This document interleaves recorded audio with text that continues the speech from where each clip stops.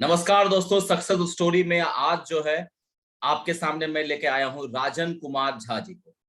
दोस्तों, मेरा नाम है दिवाकर झा, आपका दोस्त हूँ। और ये जो एपिसोड है ये सक्सेस स्टोरी का है, जिसमें से आपको बहुत कुछ सीखने को मिलता है। जो लोग नए बच्चे हैं, जो अभी तैयारी करना चाहते हैं, और जो पुराने हैं, जो कुछ सालों से तैयारी कर रहे हैं, सिलेक्शन नहीं हो रहा है, उनके लिए ये वीडियो बहुत ही खास रहेगा।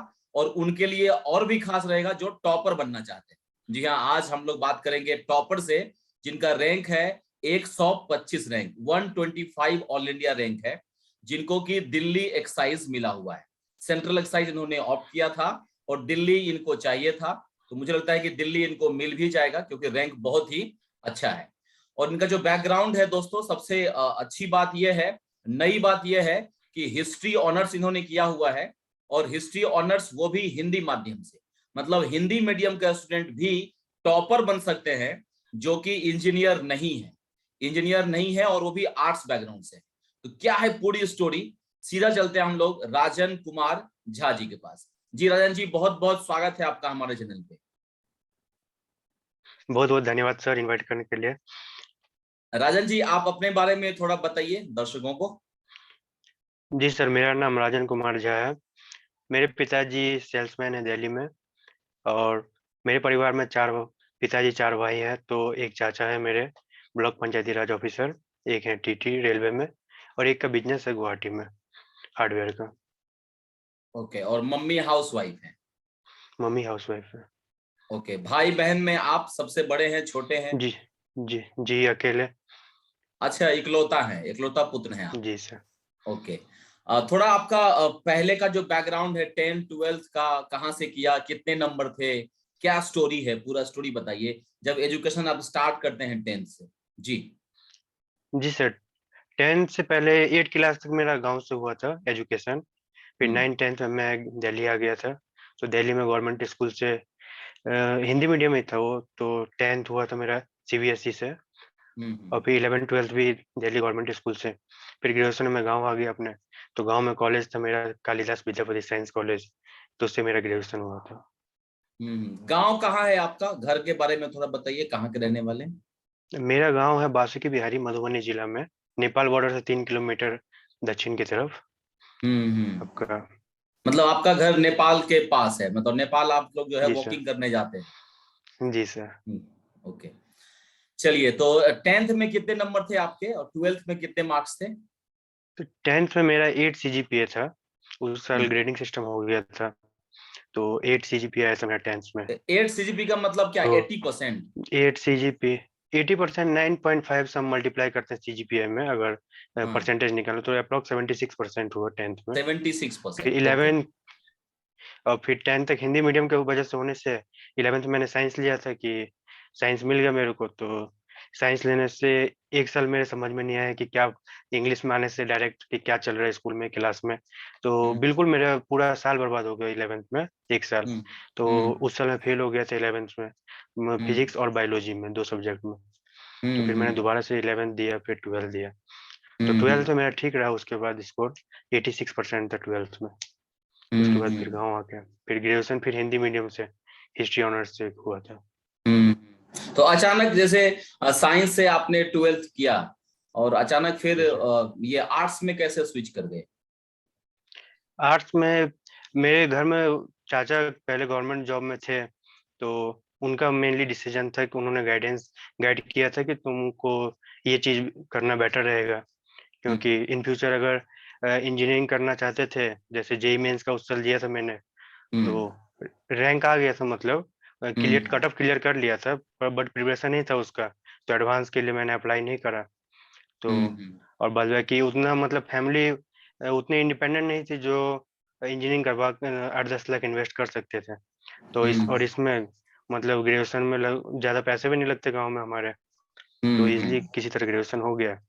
तो इस फील्ड में आना था गवर्नमेंट जॉब में, प्रिपरेशन हम्म। करके अपना। तो ग्रेजुएशन का जो सेकेंड ईयर है, थर्ड ईयर है, या फर्स्ट ईयर है, कब से आपने तैयारी स्टार्ट करी और एसएससी के बारे में जाना? फर्स्ट तो पहले रेलवे का आता था वैकेंसी एवरी ईयर। तो मैंने हम्म सोचा था कि रेलवे में जाना, उसके लिए थोड़ा जीके सब पर ध्यान दे रहा था। बट कुछ सालों के लिए रेलवे बंद हो गया था, ठीक से नहीं आ रहा था वैकेंसी। तो उसके बाद फिर एसएससी की तरफ लगभग सेकेंड ईयर के बाद से एसएससी का प्रिपरेशन करना स्टार्ट किया। तो फर्स्ट टाइम मैंने एसएससी दिया था CHSL 14 में। उस साल मतलब प्रिपरेशन नहीं था, तो एग्जाम जानने के लिए कैसा है क्या है। तो उस साल मेरे 118 मार्क्स से 120 कट ऑफ गया था यूआर का। तो अब दो मार्क्स से रह गया था सिलेक्शन। फिर नेक्स्ट ईयर फिर दिया दोबारा से, तो दोबारा से देने पे 138 मार्क्स आया था नेक्स्ट ईयर CHSL 15 में। तो उस साल प्री में आ गया था स्कोर, और मेंस मेंस दिया। तो मेंस में मेरे 58 मार्क्स थे वो डिस्क्रिप्टिव पेपर में। तो 189 बने थे टोटल मार्क्स, 182 कट ऑफ गया था उस साल। तो रिजल्ट आ गया इसमें। तो उसी के थ्रू अभी प्रेस इंफॉर्मेशन ब्यूरो में एलडीसी के पोस्ट पे ज्वाइन किया है। ओके, तो दोस्तों एक चीज आप लोगों ने गौर किया होगा कि पहला जो अटेम्प्ट है राजन जी का, वो ये 2 नंबर से इनका नहीं हुआ था।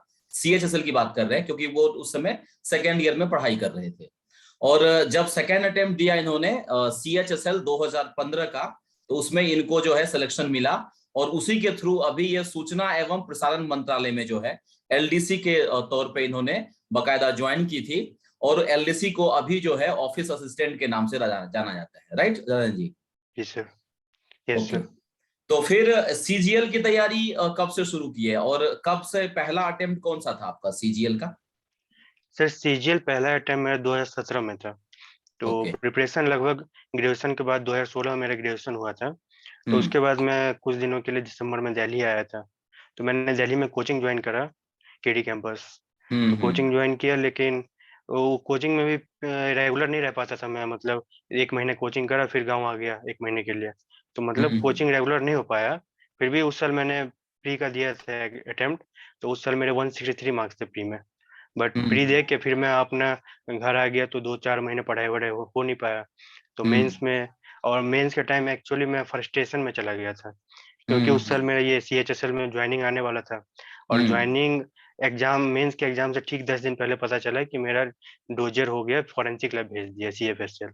जो हम्म एसएससी को डाउट था कि ये शायद फॉर जेन्युइन कैंडिडेट नहीं है। तो उस हम्म वजह से थोड़ा मैं फ्रस्ट्रेट हो गया एग्जाम से ठीक 10 दिन पहले। तो मेरे समझ नहीं आ रहा था क्या करें, मतलब पढ़ाई वढ़ाई सब छूट गया। क्योंकि प्रॉब्लम ये था कि अगर बाई चांस कुछ भी गलती कर देता है ऐसे वो CFSL से, अगर हम्म थोड़ा भी बाई मिस्टेक अगर ये लिख के आ जाता है कि अगर जेन्युइन नहीं है, तो हम्म 5 ईयर के लिए डिबार कर देता है। तो ये थोड़ा प्रॉब्लम हो गया था। तो इस वजह से हम्म फोकस नहीं कर पाया। और 2018 पूरा वेस्ट हो गया, क्योंकि उस साल कोई एग्जाम हुआ नहीं एसएससी का। तो हम्म लगभग 2018 ऐसे फ्रस्ट्रेशन में पूरी तरह से, क्योंकि उसका वेट कर रहा था मैं, तो पढ़ाई हुआ नहीं। तो इस वजह से हम्म पूरा 18 बीत गया। फिर 19 में जाके मेरा मार्च में ज्वाइनिंग आया था CHSL का। तो ओके, जो 19 जॉब मार्च पे, में। जिस जॉब पे आप जी हैं सर। अभी। अच्छा, थोड़ा जी अभी सर, मैं यहाँ पर 2015 का। रोकना रोकना चाहूंगा मैं, कि जो ये आप बता रहे हैं कि SSC जो है आपका जेन्युइन कैंडिडेट के रूप में आपको नहीं देखा, या फिर वो शक किया कि ऐसे ऐसे हो सकता है, तो इसमें क्या सिर्फ जी सर। आप थे या आपके साथ और भी कुछ कैंडिडेट थे?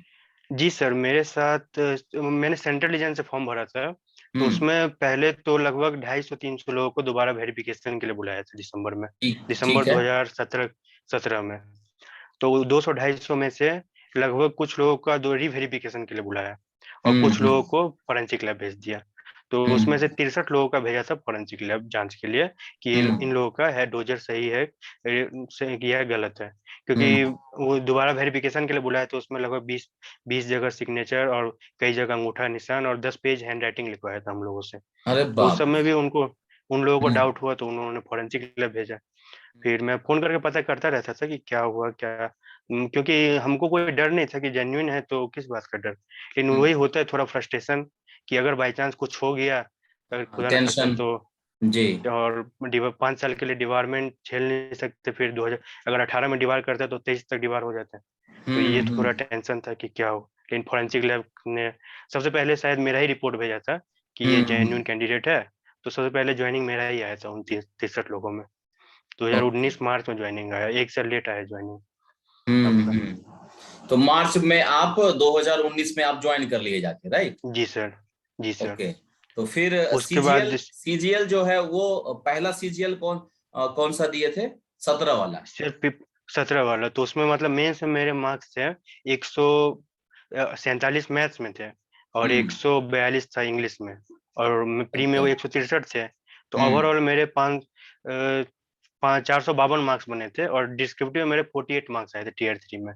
तो उस हिसाब से 500 के अप्रोक्स मार्क्स बने थे और 525 कट ऑफ गया था उससे। तो ओके, उसका 17 फाइनल वाला। फाइनल रिजल्ट है। जी सर। उसका हम्म फाइनल रिजल्ट आपका नवंबर 2019 में आया था। तो नवंबर हम्म। दो तो उसमें मेरा 25 मार्क्स से सिलेक्शन नहीं हुआ था। वो नहीं मुझे हुआ। लग गया था जब डीवी के लिए बुलाया था ना हमको, तो उसी हम्म में हम अपेयर नहीं हुए थे क्योंकि पता चल गया था कि नहीं होगा रिजल्ट। तो हम डीवी हम्म स्किप कर दिए थे। और आपके सीजीएल 18 में का एग्जाम हुआ था आपका जून में। तो मैंने हम्म मार्च में यहाँ ज्वाइन करा था शिलोंग, और उसके 3 महीने बाद तो उस टाइम तो प्रिपरेशन कुछ हो नहीं पाया था। लेकिन फिर भी उस साल हम्म। दिए थे तो मेरे प्री में 182 मार्क्स थे। तो प्री ओके, में 180 182 नंबर था। हाँ, जी सर, दैट्स गुड। नॉर्मलाइज्ड हाँ, वो बहुत अच्छा नंबर था। आपको। जी सर। और लेकिन उसमें भी हुआ कि मेंस में मैंने उस साल रेमो सर का कोर्स लिया था मैथ्स का, लेकिन हम्म उसका मैं 5% भी कंप्लीट नहीं कर पाया मैथ्स। क्योंकि हम्म मैंने शुरुआत करा पढ़ने का, लेकिन एक्चुअली घर में कुछ इंसिडेंट हो गया कि मुझे वापस जाना पड़ा घर 1 महीने के हम्म लिए। और उसके हम्म तो पढ़ाई हो नहीं पाया। फिर उसके वापस शिलोंग आने के ठीक 10 दिन बाद एग्जाम था। तो मेंस में हम्म उस साल भी मेरा इस हिसाब से अच्छा नहीं जा पाया मेंस, तो प्रिपरेशन नहीं हो पाया उस साल सीजीएल 18। क्योंकि हम्म एग्जाम से 2 महीने पहले 2 महीना आपको बढ़िया से देना होता है एग्जाम का। प्रैक्टिस हम्म। बहुत मस्ट है उसके लिए। बिल्कुल तो बिल्कुल। प्रैक्टिस हो नहीं पाया। बाद बाकी एग्जाम में मैथ्स में कोई ऐसा क्वेश्चन नहीं लगा हमको कि नहीं आता है या कुछ हम्म ऐसा। तो मैं एग्जाम दे गया मैथ्स का, तो मैंने सोचा था कि 185 190 मार्क्स आ जाएंगे, लेकिन जब हम्म। मैंने आंसर की देखा तो मेरे 150 मार्क्स बन रहे थे। तभी मेरे को पता ओहो। चल गया कि इस साल भी नहीं होने वाला। और हम्म। फिर टीयर 3 में प्रॉब्लम हो गया कि 48 मार्क्स थे मेरे टीयर 3 में इस साल भी, दो हम्म, सीजीएल 18 में। तो इस वजह से ओके। मेरे टोटल 543 मार्क्स बने थे और हम्म। 547 कट ऑफ था, तो 4 नंबर से अरे बाप रे, टीएनएम। तो 4 नंबर से तो 18 भी चला गया। जी सर, 18 भी चला गया। तो 19 का प्रिपरेशन मैंने नवंबर में 2019 में जो रिजल्ट आया था सीजीएचएसएल सीजीएल 17 का, उसके बाद मैंने हम्म 19 पे फोकस करा। तो उसमें हम्म एक निखिल गुप्ता सर हैं यूट्यूब मैथ्स पे, उन्होंने एक हम्म पोस्ट डाला था फेसबुक पे कि कोई है ऐसा जो कमेंट कर सके कि मैं नेक्स्ट टाइम टॉपर में आऊंगा। तो उसमें मैंने कमेंट किया था कि sir, I challenge accepted, I promise you that I will come in top, you will see my name in list of topper in 2019। तो उसके लिए मैंने हम्म फिर प्रिपरेशन स्टार्ट करा शुरू से। जो हम्म जो बीत गया उसको जाने देते हैं और जो नया सिरा से शुरुआत करते हैं। तो हम्म 19 के लिए मैंने ज्यादा ज्यादा प्रैक्टिस पे फोकस किया। जो जितने प्रीवियस ईयर के क्वेश्चन थे तो हम्म वो मैंने सारे कंप्लीट किए, लगभग 18 सीजीएल 18 सीपीयू 18 जितने भी प्रीवियस ईयर 1 साल के हो चुके थे 2 साल के क्वेश्चन, वो हम्म, सारा मैंने 4 महीने में कंप्लीट किया। तो मॉक ओके। टेस्ट में लगाता था उस टाइम 19 के लिए हम्म तो एक दिन में मतलब वो 4-5 प्री के मॉक लगाता था, उसमें मेरे 30 से 35 मिनट में मॉक होने लगा था, इतना प्रैक्टिस हो गया था उस साल। मैक्सिमम हम्म 40-45 तक जाता था। तो एग्जाम में हम्म भी मेरा हार्ड शिफ्ट आया था उस साल। सेकेंड हार्डेस्ट शिफ्ट था 5 मार्च का सेकेंड शिफ्ट। तो उसमें हम्म मेरे 167.5 मार्क्स थे जो नॉर्मलाइज होकर 207 हुए थे। क्योंकि हम्म उस साल मैथ्स का प्रैक्टिस हो गया था, तो 45-50 मिनट में मेरा पेपर हो गया हार्ड होने के बावजूद। तो कुछ क्वेश्चन मैंने चेक करे जो कहाँ कुछ छूटा था, तो इसलिए तो हम्म मैथ्स में मेरे उस साल बने थे 45 थे मैथ्स में, और हम्म 47.5 थे रीजनिंग में, और उतने ही थे इंग्लिश में। और जीके हम्म। में मेरे 27.5 मार्क्स बने थे, जीके थोड़ा कम रह गया था उस साल। तो क्योंकि मतलब यहाँ पर जो मैं समझ पा रहा हूँ कि एक दिन में 4-5 मॉक लगाते थे। जी जी सर, क्योंकि आदत हो गया था, एक्सपीरियंस तो आप हम्म पढ़ते पढ़ते अगर आपको हैबिट हो गया तो मान लीजिए 35 से 40 मिनट में अगर आपका मॉक लग रहा है, कंप्लीट हो रहा है, और उसको हम्म एनालाइज करने में 5 से 10 मिनट लगते थे, क्योंकि सारा क्वेश्चन एनालाइज करना नहीं होता था। मैथ्स हम्म और रीजनिंग सब ज्यादा एनालाइज कर, क्योंकि ज्यादातर मैं जो क्वेश्चन बन जाते थे ना एग्जाम में, तो उन्हें हम्म उसमें नहीं, और मैं कुछ क्वेश्चन बुक मार्क लगाता था। जो क्वेश्चन हम्म बन भी रहे हैं लेकिन फिर भी अगर उसको दोबारा देखना है तो उसको मैं बुक मार्क कर देता था, और उसी हम्म, क्वेश्चन को मैं दोबारा एनालिसिस में देखता था। बाद में ओके। क्वेश्चन को देखने का जरूरत नहीं देखते था। भी नहीं थे। एनालिसिस में आप ऐसा कर सकते हैं कि अगर आप कोई क्वेश्चन इजी लग रहा है एग्जाम में, अगर मॉक हम्म टेस्ट दे रहा है, तो आप उस जो क्वेश्चन अगर लग रहा है ना जो इसको मुझे दोबारा देखना है, उसको आप बुक मार्क कर दीजिए और एनालिसिस के हम्म, टाइम उसको देख सकते हैं उस क्वेश्चन देख को, लीजिए। अगर आप टाइम बचाना चाहते हैं तो। ये चीज, हम्म तो उस साल मेरा प्री प्री मतलब बढ़िया गया था इसको। लेकिन एग्जाम देने के बाद मुझे लगा था प्री का कि शायद मेरे 120-30 नंबर भी नहीं आएंगे, क्योंकि पेपर हार्ड था। तो हार्ड था, हम्म तो मैं बाहर आके पता भी किया तो सब बोलने कि हार्ड था पेपर। और मुझे हम्म इंग्लिश पे थोड़ा भरोसा नहीं था कि इंग्लिश में मेरे मार्क्स आएंगे इतने। तो हम्म इंग्लिश में थोड़ा 47.5 मार्क्स आया था, तो हम्म इसने साथ दे दिया, नहीं तो मैं उसमें 25-30 जोड़ रहा था इंग्लिश में और 20 हम्म मार्क्स जीके में। और 35 ऐसे मैथ और रीजनिंग में, मैथ और लेकिन रीजनिंग। सब में एक्सपेक्टेड से ऊपर मार्क्स आया था मेरा, क्योंकि वो प्रैक्टिस की वजह से जितना मैंने प्रैक्टिस करा था ना, वो एग्जाम में मेरे काम आया। तो उसके तो उसके नॉर्मलाइज बाद मार्च के नॉर्मलाइज स्कोर हो गया था 207। जी सर, वो हार्ड शिफ्ट था, मतलब सेकंड इसके हार्ड था। कारण। तो उसमें, और उस शिफ्ट में शायद मेरा हाईएस्ट या सेकंड हाईएस्ट मार्क्स था उस शिफ्ट का, तो कितना इसमें से आप, सबसे हाईएस्ट। जैसे मान लीजिए आज आपने ठाना था कि मुझे एसएससी सीजीएल 2019 देना है अच्छे से, जी उसके बाद सर, जो जी तैयारी सर। शुरू किए थे, जो आपने बोल दिया कि हाँ भाई मैं टॉपर में आना तो चाहता हूं और मैं जी आऊंगा, सर, जी ऐसा सर। जो कमिटमेंट आपने जी किया, सर। तो उसके बाद का क्या सब है, मतलब स्टार्ट क्या उस किए थे आप और कितना मॉक लगाए थे प्री से पहले?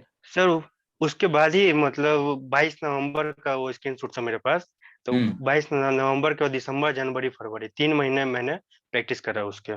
3 महीने हम्म ज्यादा से ज्यादा, मतलब सारा कुछ सब कुछ तो क्योंकि अब 2-3 इतने सालों से एसएससी के फील्ड में तो सब कुछ तो पता था ही, क्या क्वेश्चन है, क्या पैटर्न है, क्या पढ़ना है, तो ये हम्म सब।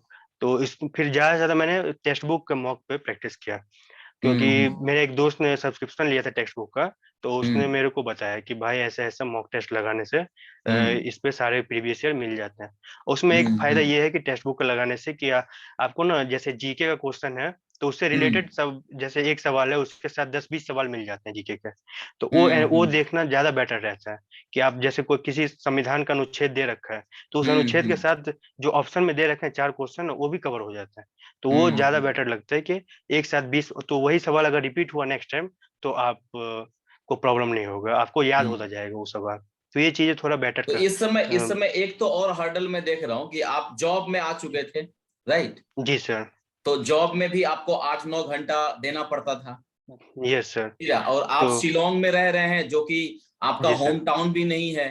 तो नहीं बैचलर सर। लाइफ भी आप जी रहे होंगे, अपने से खाना जी बनाना, सर। रहना, सारा काम, न- कपड़ा धोना, ये सब काम करना है, न- राइट? तो थोड़ा सा सर, आपका मुझे रूटीन बताइए कि क्या उस समय रूटीन क्या था, सुबह कितने बजे उठते थे और दिन भर क्या करते थे, और रात में कितने बजे सोते थे? सर एक्चुअली उसी साल नवंबर में मैं हॉस्टल में शिफ्ट हुआ था, क्योंकि 6 महीने में रहा था घर रूम लेके। तो हम्म बहुत आने जाने में प्रॉब्लम होता, दूर हो जाता था। तो ऑफिस से हम्म मेरे 1.5 किलोमीटर है हॉस्टल। तो वहाँ हम्म मैं शिफ्ट हुआ था वो नवंबर के टाइम 2019 ठीक है, में। ठीक है। तो खाना पीना बनाने का झंझट खत्म। उसके अच्छा, बाद हॉस्टल में, हाँ। ऑफिस यहाँ से 15-20 मिनट जाने में लगता है। तो हम्म 20 मिनट, आधा घंटा मान लीजिए, आधा घंटा जाने का, आधा घंटा आने का, आठ ठीक नौ है। घंटे ऑफिस में, तो 10 घंटे हम्म करीब। तो फिर भी 4-5 घंटे बच जाते हैं जो पढ़ाई के लिए हम दे सकते हैं। और ऑफिस में भी अगर आपको टाइम मिल रहा है, हम्म जैसे दिन भर तो काम होता नहीं है, तो जैसे कभी टाइम मिला तो उसको आप यूटिलाइज कर सकते हैं पढ़ाई के लिए। जैसे अगर कोई काम हम्म वर्क है तो वर्क आप खत्म करके, और 1-2 घंटा बीच बीच में निकाल निकाल के आप पढ़ाई कर सकते हैं, क्योंकि आपको समय चुराना होता है खासकर। क्योंकि अगर तो आप दोस्तों, सोचे हैं कि कुछ बड़ा करना है लाइफ में, तो कुछ हम्म, ना कुछ तो सेक्रीफाइस करना पड़ेगा, कहीं ना कहीं देना पड़ेगा। तो बिल्कुल इसलिए। बिल्कुल। दोस्तों एक लाइन ध्यान रखिएगा, राजन जी ने कहा है कि अगर आप वर्किंग हैं तो समय चुराना पड़ेगा, समय निकलेगा नहीं। समय आपको धीरे धीरे करके चुराना पड़ेगा कि कहाँ आपका टाइम ज्यादा हो रहा है, और वहां से हम चुरा के उसको हम स्टडी पर ला सकते हैं। तो तकरीबन जी कितने सर। मॉक्स आपने दिए थे टीयर 1 से पहले, एग्जाम से पहले, कुछ अंदाजा? सर टीयर 1 से पहले जितने भी प्रीवियस ईयर पेपर थे ना, हम्म सीजीएल 18 में 21 सेट था। फिर सीजीएल 17 का सेट था, लगभग 20, 30, 35। हम्म सीएचएसएल 17, सीपीओ 18। तो सर हम्म सिर्फ मैंने वो प्रीवियस ईयर को मॉक समझ के लगाया था, मतलब मॉक टेस्ट हम्म नहीं दिया था अलग से, क्योंकि हम्म एसएससी का पैटर्न ये है कि प्रीवियस ईयर के ऊपर बेस्ड है। तो प्रीवियस ईयर मैंने सिर्फ लगाना है। प्रीवियस ईयर के सारे को, लगभग मान लीजिए 200 करीब पेपर होंगे मैक्सिमम सब मिला के। तो वो तो 200 निकल जाइए। वो सारे पेपर मैंने लगाया, चाहे वो मैं सीएचएसएल का हो, एमटीएस का हो, सीजीएल का हो, क्योंकि एसएससी के हम्म क्वेश्चन में ये भेदभाव नहीं करता कि ये सीजीएल का है या ये सीएचएसएल का पेपर। सीएचएसएल का हम्म क्वेश्चन आपको सीजीएल में देखने को मिलेगा, और हम्म सीजीएल का सीएचएसएल में देखने को मिलेगा। तो बिल्कुल। इसीलिए तो जितने भी पेपर थे सीजीएल एसएससी के, तो सब मैंने मॉक के फॉर्म में लगाया था। इसीलिए मेरा हम्म लास्ट में 35 से 40 मिनट में पूरा पेपर हो जाता था। तो वो तो 20 मिनट दोस्तों बच जाता था, तो एक एग्जाम लाइन में जो है वैसे ये, हुआ, जो पेपर हार्ड आने से भी 5-10 मिनट मेरा बच गया। बहुत बढ़िया दोस्तों, एक लाइन इन्होंने 2 बार बोली है, ध्यान से समझिएगा कि मॉक टेस्ट जब ये इतना ज्यादा लगा लिए थे, तो इनका मॉक जो है वो 1 घंटे का नहीं होता था, वो 35 मिनट और 40 मिनट का होता था। और जो एनालिसिस है, जो मैं बोलता हूं कि 1-2 घंटे लगेगा आपको, वो इतना ज्यादा प्रैक्टिस ये कर चुके थे कि एनालिसिस जो है वो 5 से 10 मिनट में होता था, क्योंकि हर एक क्वेश्चन इनको याद हो चुका था अच्छे से। तो हर एक चीज को इन्होंने अच्छे से एनालाइज कर लिया था।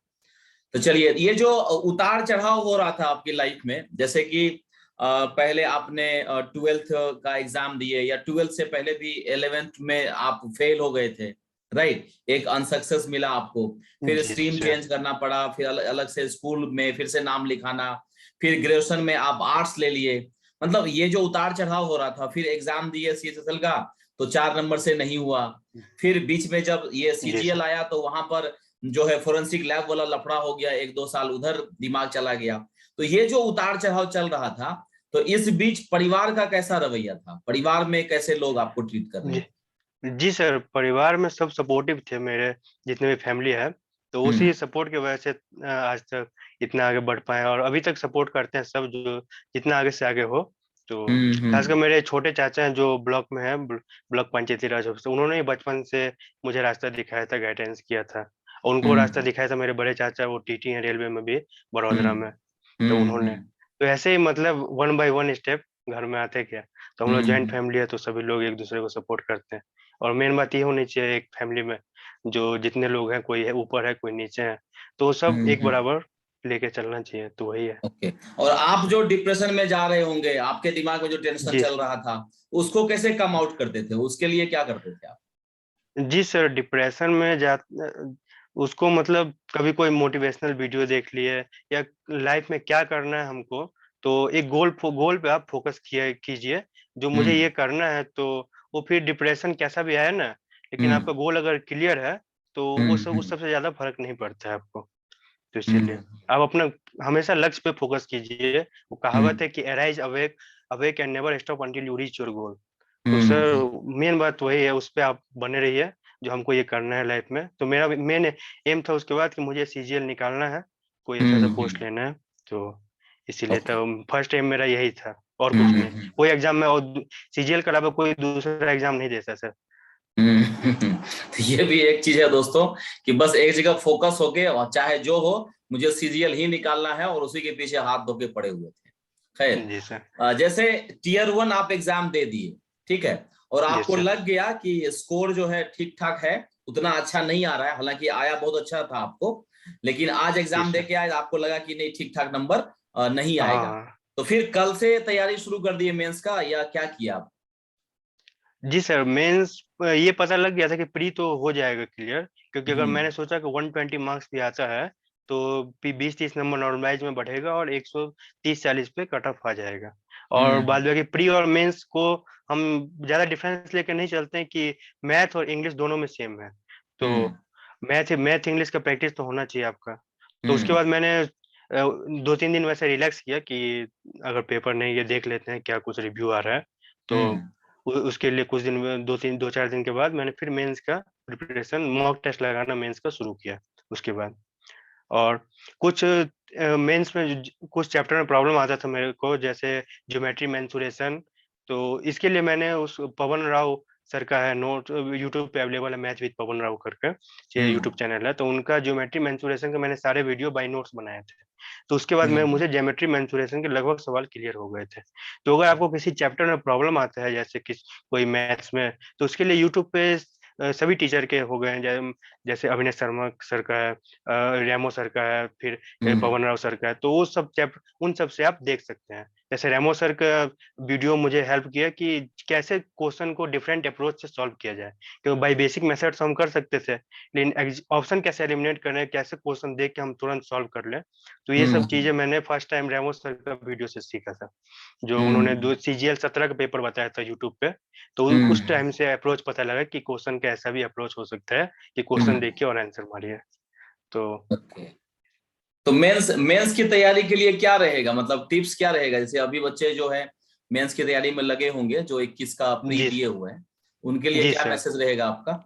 सर, उसके लिए ये है कि लगभग चैप्टर तो क्लियर ही है सबका, कि अगर कोई स्टूडेंट प्री दिया है, तो सब टॉपिक तो सबको मालूम ही है कि ये टॉपिक से क्वेश्चन आते हैं, और सब हम्म लोग एक्वेंट है कि ये हर चैप्टर से। तो बस वही है कि जहाँ पे आपको प्रॉब्लम आ रहा है जिस चैप्टर में, तो उस चैप्टर पे आप फोकस कर सकते हैं, उस क्वेश्चन में फोकस कर सकते हैं जिसमें आपको तो इसके लिए आप मॉक टेस्ट लगाइए। तो मॉक टेस्ट में अगर मान लीजिए 20 सवाल में प्रॉब्लम आ रहा है एक एक मॉक टेस्ट में, तो 20 हम्म सवाल को आप स्क्रीन शूट कर लीजिए या बुक मार्क कर लीजिए, क्योंकि हर क्वेश्चन को लिखने में तो टाइम वेस्ट होगा अभी। तो इससे हम्म। अच्छा आप एक फोल्डर बना के या व्हाट्सएप पे कोई ग्रुप बना के आप उसमें वो चैप्टर वाइज वो क्वेश्चन रख सकते हैं, जो इस डालते क्वेश्चन में जाइए। मुझे प्रॉब्लम आ रहा है, जो हम्म मैं इन फ्यूचर अगर कभी होगा तो ये क्वेश्चन दोबारा गलत ना हो। जैसे हम मॉक टेस्ट हम्म बनाते थे, तो अगर मुझे 20 क्वेश्चन में प्रॉब्लम आया तो 20 मैंने सॉल्व करके, ताकि नेक्स्ट टाइम वो क्वेश्चन में गलत ना करूं, तो ऐसा होना हम्म। चाहिए। तो इससे आपका मैथ्स इम्प्रूव हो जाएगा धीरे धीरे, क्योंकि हम्म एक मॉक टेस्ट में हर चैप्टर के क्वेश्चन आ जाते हैं। और मान हम्म लीजिए मैथ्स में अर्थमेटिक में तो हम लगभग 200-300 टाइप के क्वेश्चन टोटल अगर चैप्टर हम मिला दें, तो उतने क्वेश्चन से लगभग अर्थमेटिक कंप्लीट हो जाता है। तो क्योंकि हम्म टाइप वाइज अगर क्वेश्चन बनाते हैं, जैसे किरण प्रीवियस ईयर में टाइप वाइज क्वेश्चन दे दिया हुआ है, तो वो भी हम्म आप एक एक क्वेश्चन हर चैप्टर के टाइप के बना सकते हैं, तो आपको लगभग क्लियर हो जाएगा, और प्रैक्टिस आप जितना मॉक लगाएंगे उससे। अच्छा, बुक्स के बारे में अगर पूछा जाए कि मैथ्स के लिए कौन सा बुक्स, कोई जैसे अभी स्टार्ट कर रहा है, जी तो सर। कौन सा बुक्स आप रेफर करना चाहेंगे? सर मैथ्स के लिए राकेश यादव सर का क्लास नोट्स है वो, हम्म और किरण किरण प्रीवियस ईयर पे बुक आता है, तो वो ले हम्म सकते हैं मैथ्स के लिए। तो राकेश यादव क्लास नोट से आप पूरा चैप्टर वाइज सारे विद सॉल्यूशन दिए हैं, तो वो आप हम्म एक बार सॉल्व करके और फिर किरण प्रीवियस ईयर पे आ जाइए, या चैप्टर वाइज सॉल्व करके और चैप्टर वाइज वो बना सकते हैं आप। तो हम्म। और ये अगर सही रीजनिंग रहेगा। रीजनिंग और इंग्लिश के बारे में अगर बात करें तो? सर रीजनिंग के लिए तो मॉक टेस्ट ज्यादा बेटर है, और मॉक हम्म। टेस्ट से रीजनिंग का भी प्रीवियस ईयर अगर आता है वही बुक किरण का या किसी भी चीज किरण का, वाला। तो आप प्रीफर कर सकते हैं। और हम्म उसमें रीजनिंग में टॉपिक वाइज है, कुछ टॉपिक है जैसे सिलोजिज्म हो गया, उसमें हमको प्रॉब्लम आता था, तो उसके हम हम्म कुछ वीडियो यूट्यूब पे देखें, सिलोजिज्म, काउंटिंग फिगर, और आपका सीरीज। तो ये सब 2-4 चैप्टर है रीजनिंग में, उसमें आपको प्रॉब्लम आ सकता है किसी स्टूडेंट को। तो हम्म यूट्यूब पे बहुत सारे वीडियो हैं, तो कोई एक दो वीडियो आप कोई किसी टीचर के आप देख सकते हैं, लगभग सभी ने बराबर ही बताया है। तो हम्म काउंटिंग फिगर के जैसे कुछ फॉर्मूलाज है, तो वो सब आप देख सकते हैं। तो ये सब हम्म ऐसे रीजनिंग, और उसके बाद ज्यादा ज्यादा आप मॉक टेस्ट प्रैक्टिस कीजिए, जो हम्म जितना प्रीवियस ईयर लगाइएगा ना, तो उसमें मॉक हम्म। टेस्ट में रीजनिंग कवर हो जाता है सर, उसके लिए कुछ ओके। अलग से नहीं करना पड़ता है। और इंग्लिश और जीएस के बारे में? सर इंग्लिश के लिए नीतू मैम का बुक आता है वॉल्यूम 1, हम्म। तो सर उसका ग्रामर बेस्ट है, मतलब एसएससी के लिए लगभग चीजों कवर हो जाते हैं उसके उनके ग्रामर के बुक से। ठीक है। और ब्लैक ब्लैक बुक आता है वोकेबलरी के लिए, निखिल गुप्ता हम्म सर का, तो वो हम्म अभी चल रहा है, मतलब उसमें लगभग वोकेबलरी कवर है, तो वो प्रीफर कर सकते हैं वोकेब के लिए। और उसके हम्म बाद आप वो किरण के प्रीवियस ईयर में आप बना सकते हैं, जो उसके जो पे प्रीवियस ईयर क्वेश्चन सब है एसएससी के हम्म सारे। तो हम्म previous year solve question solve करने के बाद जब आप मॉक टेस्ट लगाते हैं ना, तो क्वेश्चन हम्म आपको रिवाइज होता जाता है। तो रिवीजन, हम्म क्योंकि जितना बार आप रिवाइज करेंगे ना, क्वेश्चन आपको याद होता जाएगा, और याद होने से फिर एग्जाम में नेक्स्ट टाइम वही क्वेश्चन, लगभग पैटर्न वही रहता है, बस क्वेश्चन का क्वेश्चन चेंज कर देता है। तो हम्म। किसी में पूछ देगा कि 500 का 10% बताओ, तो किसी में 500 का 20% बताओ, तो परसेंटेज ही पैटर्न अगर वही पूछना रहेगा। है। हाँ, डेटा तो और ये, फिगर चेंज रहेगा। जी सर ये होता है। आपके तो नंबर बता दीजिए, टीयर 1 में कितने नंबर थे, टीयर 2 में कितने नंबर थे, टीयर 3 में कितने नंबर थे, जो जी फाइनल आपको 125 रैंक पर लाके खड़ा कर दिया है? जी सर, टीयर 1 में मेरे 167.5 थे रॉ स्कोर, तो हम्म 207 बने थे नॉर्मलाइज्ड। और टीयर जी। 2 में मेरे मैथ्स में 185 मार्क्स थे, और हम्म इंग्लिश में 180 मार्क्स थे, और डिस्क्रिप्टिव मेरे 60 मार्क्स आए थे। तो सर टीयर 2 में मैथ्स में एक्चुअली बात हुआ कि शुरू के 10 क्वेश्चन ऐसे आए थे कि मुझे 2-3 बार सॉल्व करना पड़ा था वो सब क्वेश्चन, अच्छा, क्योंकि टाइम मुझसे किल हो गया। आंसर मिल नहीं रहा था। नहीं सर, हम्म आंसर मिल ही नहीं रहा था, मतलब सॉल्व करने से ना लास्ट तक ज्यादा था हम्म मैं, तो आंसर मैच नहीं हो रहा था। तो फर्स्ट हम्म क्वेश्चन में देखा, सेकंड उसको 2 बार सॉल्व करा, फिर सेकंड को 2 बार सॉल्व करा, ऐसे करके 5-10 क्वेश्चन ना, मतलब उस टाइम में होपलेस हो गया एकदम। जो इस साल मैं एग्जाम में सोच रहा था कि ये साल भी गया मेरे हाथ से, कि प्री में हम्म इतने अच्छा स्कोर आया था और मेंस खराब हो गया, एग्जाम में ही मेरे दिमाग में ये बातें चलने लगी कि ये साल हम्म भी गया अब तो।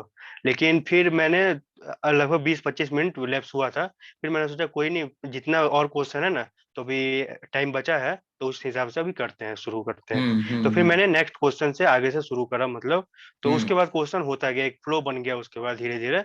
तो फ्लो हम्म। फ्लो में सवाल चलता गया, तो कुछ क्वेश्चन मैंने लास्ट में 10 क्वेश्चन बुक मार्क करा था, जो मुझे दोबारा चेक करके दोबारा उसको देख। थोड़ा हम्म डाउट लगा था, तो एक क्वेश्चन एग्जाम में ऐसा हो गया था ना, जो जैसे 75 प्लस आपका 61 में जोड़ रहा था, तो ये 75 61 136 होता है, और मैं उसको 126 जोड़ रहा था।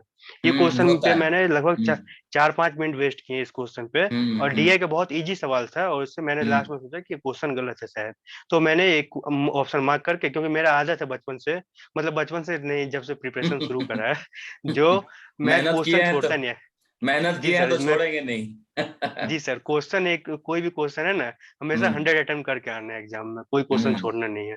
तो ये हम्म जितने भी एग्जाम दिए मैंने, लगभग CHSL 15, CHSL 16, सबसे, तो सब में 100 हमेशा अटेम्प्ट रहा है मेरा।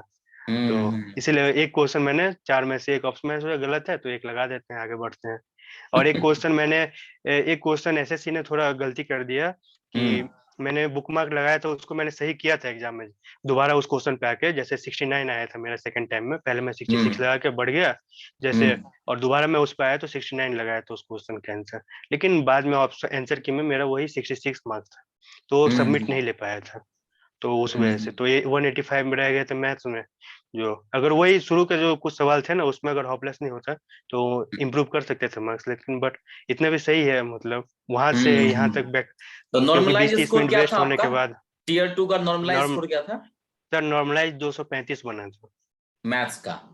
जी सर। और और इंग्लिश का? इंग्लिश में उतना ही रह गया था सर। इंग्लिश में ज्यादा नहीं जी बढ़ा सर। है? नहीं सर, इंग्लिश में मतलब टीयर 3 0.3 में? कम ही हो गया था। अच्छा, कम ही हो गया जी था। जी। टीयर 3 में कम नंबर आया ना आपको? 60 जी बहुत सर, कम नंबर। Tier 3 में 60 आया था सर। तो ये हम्म। 60 मेरे लिए फर्स्ट टाइम आया है, क्योंकि 2 बार मैंने दिया था 48 48 आया था। 48, हाँ तो 48। यस उस सर। हिसाब से तो मेरे अच्छा ही लिए, आ गया। हाँ, उस हिसाब से मेरे लिए सही था, लेकिन एक्चुअली मैं सोच नहीं रहा था कि टॉपिक ऐसा आ गया था ना, इस साल आई है, जो हम्म। किसी को समझ ही नहीं आया उसको टॉपिक में क्या लिखना है, और correct first correct. First time ये प्रेसिज रेटिंग आया था, तो उसे मालूम नहीं हाँ था कि प्रेसिज एक ही पैराग्राफ में लिखना है, मैंने 2 पैराग्राफ बना दिया था। तो उस हाँ वजह से हाँ। थोड़ा मैं सोच रहा था कि Tier 3 पास होऊंगा नहीं होऊंगा, वो भी टेंशन में था। तो मैं बस यही हम्म सोच रहा था कि 30 नंबर आ जाए Tier 3 में, जो 30 हम्म नंबर आने पे भी मुझे पोस्ट मिल जाएगा, जैसे अगर मेरे 30 नंबर भी आते हैं तो जो एक्साइज मैंने चूज किया तो वो मुझे मिल जाए, 650 होते 30 नंबर पे, तो मुझे मिल हम्म जाता। तो इसीलिए तो मैंने सोचा था कि कितने भी आ जाए तो पास हो जाऊं खाली Tier 3 पास में, हो बस जाए। इतना था। तो जी टोटल सर। नंबर कितना बना आपका? सर 682। तो जी सर, टोटल 682 बना था। 682 हाँ। नंबर बना। Yes sir. सब जोड़ के ना नॉर्मलाइज स्कोर है 682। यस सर, और नॉर्मलाइज था रॉ स्कोर 682। कितना कहेंगे रो इसको? सर, रो टोटल 592। 592, मतलब 700 में जी सर। एग्जैक्ट नंबर है 592, जो यस नॉर्मलाइज सर। हो गया 682 बना है। Yes okay. सर। तो ये क्योंकि बताइए वही कि प्री में जी। हार्ड शिफ्ट की वजह से बेनिफिट मिला था, ये जो प्री में 40 वगैरह बढ़े थे, मेंस में 50 बढ़ा था। हाँ हाँ, तो हार्डशिप जो है वो फायदा कर देता है। Yes sir. ठीक है। कहीं के तो फायदा, कहीं एसएससी, के नुकसान। हाँ बिल्कुल, तो एसएससी की तैयारी में जब आप लगे और ये लगा कि नहीं हमको एसएससी ही करना है, दूसरा कोई ऑप्शन आप चूज यस नहीं सर। कर रहे थे, लेकिन एसएससी में देखा गया है कि 50% से ज्यादा लोग जो है वो बीटेक करते हुए आ रहे हैं, इंजीनियर लोग आ रहे हैं। यस। तो इससे आपको कोई भय नहीं हुआ, डर नहीं हुआ कि मेरा होगा कि नहीं होगा? फिर इतना लंबा प्रोसेस है एसएससी का, 2 साल 3 साल 4 साल, तो ऐसा कुछ सोचे नहीं आप? सर कभी कभी लगता था ये चीज कि मेरा इंग्लिश जैसे बहुत वीक था, इंग्लिश की वजह हम्म से मैं एक साल फेल भी हुआ था 11th क्लास में। तो हम्म क्योंकि इंग्लिश मेरे समझ ही नहीं आता था ठीक से, तो हम्म मैं सोचता था कभी कभी कि होगा नहीं होगा क्या होगा। अब फर्स्ट टाइम मैंने CHSL भी दिया था, उसमें मेरे इंग्लिश में 6-7 नंबर आए थे। तो हम्म ऐसा लगता था कभी, लेकिन फिर सोचा कि जब वो किसी का हो रहा है तो हमारा क्यों नहीं होगा। क्योंकि अगर हम्म कोई बीटेक भी करता है तो बीटेक तो शुरू से नहीं मतलब वो 1 by 1 बेस बना के करता है ना। पर हम्म और इसका सिलेबस है 10th लेवल का, मैथ्स मैथ्स वही आना 10th का, और हम्म इंग्लिश भी 10 12 लेवल का है। तो सभी लोग एक इक्वल है, तो उतना हम्म ज्यादा सोचना नहीं है इसके लिए। बस ये है हम्म कि आपको आपके अंदर दृढ़ संकल्प होना चाहिए होना कि चाहिए। मेरा हो जाएगा, अपने हम्म आत्मविश्वास जो।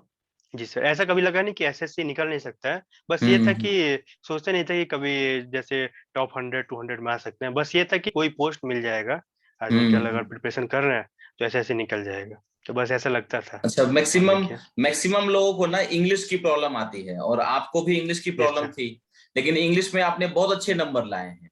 तो इंग्लिश का क्या स्ट्रेटजी आप बताना चाहेंगे जो एस्पिरेंट तैयारी कर रहे हैं, जिनकी इंग्लिश वीक है, उनके लिए क्या संदेश यस रहेगा? सर इंग्लिश के लिए वही है, जैसे आप नीतू सिंह मैम का जो वॉल्यूम 1 बुक है वो पहले हम्म बढ़िया से कर लीजिए, उसके जितने भी रूल्स हैं वो सब एक बार आप पढ़ लीजिए, और उसके पीछे के जो कॉमन एरर के क्वेश्चन है तो वो 2-3 बार सॉल्व करके लगभग क्वेश्चन है उस क्वेश्चन में आपको सारे रूल याद हो जाएंगे, सारे क्वेश्चन लगाने से। तो उससे हम्म आपका इंग्लिश जैसे चैप्टर अगर देखते हैं ना तो इसका वेटेज है तो ये सब आपका इसमें प्रॉब्लम नहीं आएगा उसके बाद। हम्म और ईडीएम फ्रेज के लिए, तो ईडीएम फ्रेज में वो उनके पीछे जो दे रखे हैं 400-500 ईडीएम्स, वो पढ़ सकते हैं आप। और एक एमबी पब्लिकेशन का बुक आता था हमारे उधर पटना में, चलता है बिहार में, तो हम्म वो उसका हमारे उधर के ज्यादातर स्टूडेंट वो लगाते थे एमबी के बुक। तो उसमें भी उसके पीछे कुछ वर्ड मीनिंग सब रहता था, और वो भी हम्म बढ़िया से मतलब चैप्टर वाइज चैप्टर वाइज नहीं, उनका आता है सेट वाइज, जैसे पेपर हुआ है ना कोई, तो जी सिर्फ English English portion set set wise, तो वो आप लगा सकते हैं अगर तो वैसे प्रैक्टिस करना है, ऑफलाइन प्रैक्टिस करना है। और ऑनलाइन हम्म में आप मॉक टेस्ट को प्रीफर कर सकते हैं ज्यादा ज्यादा, क्योंकि जितना हम्म मॉक लगाइएगा तो उससे ये होता है कि इस चैप्टर में मुझे ये सवाल गलती हुआ है, ठीक है, इस सेट में, हम्म तो नेक्स्ट टाइम वो सवाल आपको याद हो जाएगा 2-3 बार रिपीट होने से, तो नेक्स्ट टाइम वो हम्म रूल्स में आप गलती नहीं कीजिएगा। और हम्म उसके जैसे ऑप्शन है, 4 ऑप्शन दे रखा है, कोई 1 वर्ड पूछ रखा है तो उसके साथ 4 ऑप्शन दिया हुआ है, तो उसके साथ चारों ऑप्शन कवर हो जाता है। और 1 वर्ड के लिए आप ब्लैक बुक है, तो उसमें 500 हजार क्वेश्चन है जो बार बार रिपीट होते हैं एग्जाम में, तो उन क्वेश्चन पे आप ज्यादा हम्म फोकस कीजिए। अगर वो वोकैब में प्रॉब्लम आ रहा है तो वो बुक लेके जिसमें ज्यादा से ज्यादा जो सवाल आए एग्जाम में रिपीट हो रहे हैं, तो उस पर आप ज्यादा हम्म फोकस कर सकते हैं। और मतलब कुछ वर्ड्स, और जैसे 1000 ईडीएम फ्रेज है, तो वो सब आप क्योंकि ईडीएम में आपको एक बार सेंस पता लग गया ना तो आप बना सकते हैं ईडीएम, तो ये हम्म होता है। ओके तो धीरे धीरे इससे इंग्लिश इंप्रूव हो जाए, practice makes a man perfect, ये जो कोट है ना, तो ये हम्म इसमें काम आता है कि जितना प्रैक्टिस कीजिएगा इसमें तो उतना आपके लिए बेनिफिशियल रहेगा। बेनिफिट रहेगा। Yes sir. चलिए, तो अभी जब रिजल्ट आया तो आपको ये एक चीज बताइए मुझे। हम लोग एक सेशन किए थे हमारे आगाज योर जर्नी पे। जब आप लोगों यस का सर। जो है रिजल्ट आ गया था, मार्क्स आ गया था, लेकिन फाइनल रिजल्ट नहीं आया था कि क्या आपको मिलने वाला है और रैंक क्या था। तो उस समय यस आपको सर। लग रहा था कि आपका रैंक 125 के आसपास रहेगा?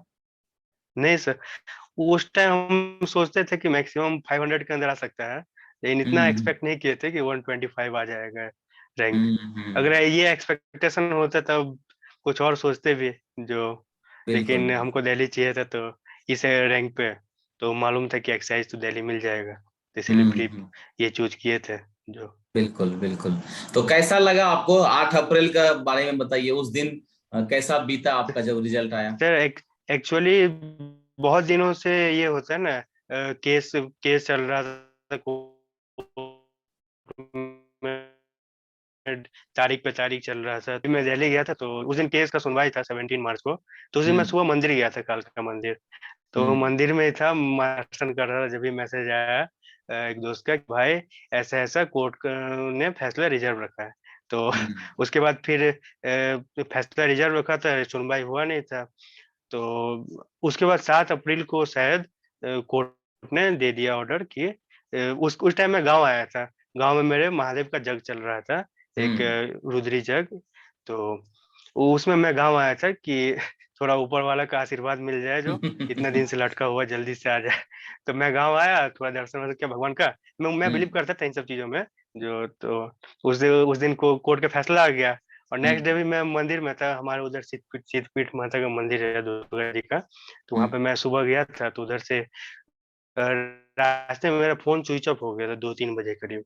तो हम्म 3 बजे मैं घर आया था, 3-4 बजे, तो फोन को चार्ज में लगाया, तो चार्ज में लगाया ना, तो दोस्त लोग का फोन आया कि भाई कहाँ था, इतने देर से फोन लगा रहा था। मैंने कहा, क्या बात है, बोला आ गया रिजल्ट 125 रैंक है। तो मतलब बहुत, और गांव से मैंने प्रिपरेशन स्टार्ट करा था, तो हम्म फैमिली चाचा चाचा ने बचपन से गाइडेंस करा था, तो और वहाँ रिजल्ट आने पे भी वहीं था, तो एक अलग ही खुशी थी कि जहाँ से प्रिपरेशन स्टार्ट करा है वहीं पे आज वहीं पे है, तो वहीं पे रिजल्ट आया है। क्योंकि ये था कि जैसे बाहर रह के पटना या दिल्ली या अलग कहीं भी कोचिंग लेके, और उतना एफर्ट नहीं कर सकते थे फैमिली की, अलग से तुम रह के उतना करो, तो हम्म इसीलिए वो गांव में रह के उनके अंदर में गाइडेंस करते थे अपने अंकल। तो उन्होंने बताया, तो इसीलिए गाँव में ही प्रिपरेशन करा, गाँव में ही रह के तो सब कुछ, और वहीं पे था तो रिजल्ट भी आया। तो ये चीज़ होती है, एक अलग खुशी होता है जो आपका फैमिली का। बिल्कुल। तो आपकी सफलता का जो है श्रेय आप किसको देना चाहेंगे, जो आपने ये मुकाम इस हासिल किया है? श्रेय तो मेरे पूरे परिवार को जाता है, मम्मी पापा जितने भी हैं, और सबसे ज्यादा तो मेरे चाचा हैं, जो जिनके बारे में बताया मैंने, तो ये श्रेय उन्हीं को जाता है। ये इतने उनको एक विश्वास था मेरे ऊपर, जो 11th में फेल भी हुआ था उससे फिर भी कोई नहीं बोले कि कोई नहीं, अभी प्रिपरेशन आगे देख, दोबारा से दे एग्जाम। क्योंकि कभी को होता है ना फेल, उस साल मैंने सीखा कि लोग सक्सेस को मानते हैं, फेलियर को नहीं मानते कोई। जो अगर आप फेल हो गए लाइफ में ना या किसी भी में, तो अगर उससे पहले आप कितना भी सक्सेस हुए हैं तो वो लोग नहीं देखते, क्योंकि 10th में 8 सीजी पे भी मैंने स्कूल में टॉप किया था। तो लेकिन 11 में फेल हो गया तो सब लोग बोलते कि तू चीटिंग करके पास हो गया था 10th। जितने भी दोस्त लोग थे, जितने भी थे साथ में, और 11th में मैं जो नेक्स्ट ईयर स्कूल जाता था ना, तो मुझे स्कूल जाने का मन नहीं करता, क्योंकि 50 स्टूडेंट थे मेरे क्लास में, उसमें से लगभग 20-25 लोग फेल हुए थे, 20 लोग लगभग, लगभग 27-28 लोग 12th में जा पाए थे। तो 20 में से टीचर किसी को नहीं बोलते, खाली हमको बोलते थे, मेरा एग्जांपल देते कि नेक्स्ट ईयर तुमको इसी के जैसा बैठना पड़ेगा क्लास में। तो ये चीज उस साल मेरे लिए बहुत खराब लगता था स्कूल जाने पे, कि देखिए फेल होने से ऐसा, मतलब वो लाइफ मैंने फेस किया ना, जो फिर नेक्स्ट ईयर मैं उसी 11 में दोबारा टॉप किया क्लास में। तो फिर वही जो टीचर बोलते थे, सबको एग्जाम्पल देते थे, तो एक दिन पेरेंट टीचर मीटिंग में बोलते हैं हमको खड़ा करके सभी क्लास के सामने में, कि ये बच्चे का 11th में तबीयत खराब हो गया था, इस वजह से एग्जाम ठीक से नहीं दे पाया, तो उसके बाद क्लास में टॉप पे आया।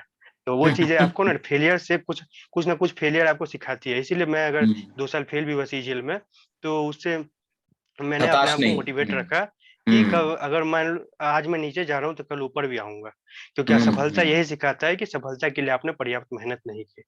तो आप अपना पूरा दीजिए 100%। अगर आप 2-4 नंबर से अगर नहीं हो पा रहा है या कुछ ऐसा हो रहा है, तो उससे घबराना नहीं है। आप अपना 100% देंगे तो कोई भी ऐसा मुकाम नहीं है लाइफ में जो आप नहीं अचीव कर सकते। बिल्कुल। चलिए अब लास्ट क्वेश्चन है, आगाज योर जर्नी पर कैसे आया, कैसे ढूंढा आगाज योर जर्नी को? सर आपका वीडियो मैं देखता था जब प्री के बाद से, सीजीएल 19 का प्री दिया था, उसके बाद से आपका चैनल का जाना यूट्यूब पे सजेशन में आया था मेरे, तो उस टाइम से आपको फॉलो कर रहे थे।